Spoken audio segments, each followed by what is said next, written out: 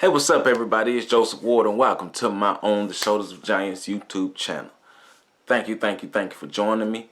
Make sure you subscribe to this channel. Make sure you share this channel. And that notification button, click that notification button so every time I drop a new video, you will know what's going on. African history at your fingertips through this channel. You're getting biographies of your sung and unsung heroes right at your fingertips. So tell a friend to tell a friend to tell a friend to tell a friend about On the Shoulders of Giants, where you can learn about yourself and we tell our own stories. Peace out.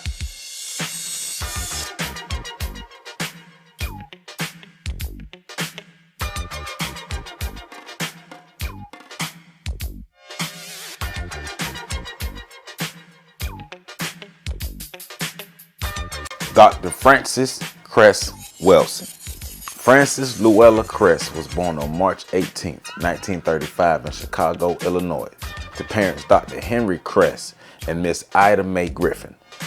Dr. Henry Cress was a physician who earned his PhD from the University of Illinois College of Medicine in 1931, and Ida Mae Griffin was a teacher. Her grandfather was a physician and surgeon named Dr. Henry Clay Cress.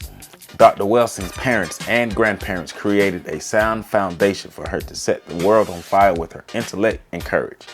She graduated from Wendell Phillips High School in 1953 before attending Antioch College located in Yellow Springs, Ohio. In 1955, she participated in a work-study program that required the students to complete classroom work and full-time experience working in their chosen field. Her work consisted of serving as a lab technician for the biochemistry department of the New York State Psychiatric Institute. She graduated from Antioch College in 1957, earning a Bachelor's of Science degree. Her next step was to enroll into Howard University's College of Medicine, where she earned her MD in 1962. Following her graduation from Howard University's College of Medicine, Dr. Welsing completed a 3-year residency program at St. Elizabeth's Hospital in Washington, D.C. She later concluded her 2-year fellowship in child psychology at Children's Hospital, also in Washington, D.C. She worked in Washington, D.C. as a general child psychiatrist before working as a physician for the Department of Human Services, also located in Washington, D.C. She became the clinical director for a number of schools in the D.C. area, working with emotionally troubled children before opening her own practice in 1967. In 1969, Dr. Welsing wrote the letter titled Distorted Logic that was published in the Black Voices column of the Afro newspaper. The letter was the beginning of Dr. Welsing delivering her understanding of the global system of white supremacy/racism and how it responds to the melanated people of the world. The letter specifically questioned the My Lai massacre that happened in the south of Vietnam and the many massacres that happened to Africans around the world. Dr. Welsing noted that white America was hypocritical in its criticism of racism, even though they continued to teach their children to uphold the legacy of white supremacy. Later in 1969, Dr. Welsing wrote The Cress Theory of Color Confrontation, which was a paper that further broke down the relationship between white supremacy and the world's people of color, specifically the heavily melanated people, African people. Within the paper, she gave attention to a statement made by the Black Caucus at the American Psychological Association, which stated, racism was the #1 mental health problem in the nation and was the #1 cause of mental health problems. Around this time, Dr. Welsing met a brilliant man named Neely Fuller Jr. who helped her understand that racism was a system of domination and control of every major area of human activity. Fuller Jr. is the author of the book, The United Independent Compensatory Code System Concept Textbook, a compensatory counter-racist code. The Cress Theory of Color Confrontation was officially published in 1974 and was the first of her major published works. In 1975, Dr. Welsing began having troubles with the administration at Howard University. She was denied tenure with the university because of her controversial views about racism, homosexuality, and white supremacy. The dean of the medical school did not want to promote Dr. Welsing from an assistant professor to associate professor because of her views. The situation was officially reviewed by university officials because the medical school committee voted to promote Dr. Welsing, but the dean was against the promotion.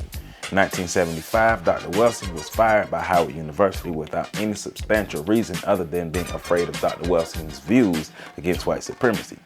In February of 1974, Dr. Welsing participated in a debate against a white man named Dr. William Shockley on the television show Tony Brown's Journal. The debate centered on Dr. Shockley claiming that blacks were not suffering from racism, rather they are genetically inferior beings compared to whites. Dr. Welsing used her research and superior intellect to systematically tear Dr. Shockley to shreds and damning his false claims.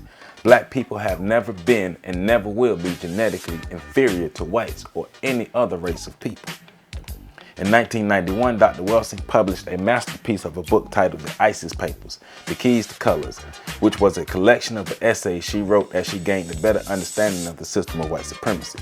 The book gave a great overview of how white supremacy is ingrained in every facet of life and how symbols, miseducation, social engineering, violence, and other methods are used to help maintain white supremacy and prevent genetic annihilation by African people. She wrote about how the black male's genitals were constantly under attack and how homosexuality, abortions, and constant killings of blacks are used to maintain low numbers of blacks and decrease reproduction. Dr. Welsing was a titan in the black conscious movement for over 50 years. Her theories, though controversial to those who did not believe in black liberation, were revolutionary in helping to understand what was happening to African people because of white supremacy. She spent many years traveling around the world lecturing and teaching her theories to thousands of students who were honored to learn from her. She was such a powerful figure that many of her opponents waited until her death in January of 2016 to challenge her theories. They knew of her might and brilliance and were afraid to challenge her while she was alive. Though the world lost a great person, she left an amazing legacy that will never die. She helped us understand what racism was and how it impacted African people. Neely Fuller Jr. stated, "If you don't understand white supremacy and racism, what it is and how it works, everything else that you understand will only confuse you." She is greatly loved and greatly missed by our community. The great Dr. Frances Cress Welsing, we proudly stand on your shoulders. For more information, please visit www.ontheshoulders1.com. And to learn more about the On the Shoulders of Giants nonprofit organization, please visit www.ontheshoulders.org.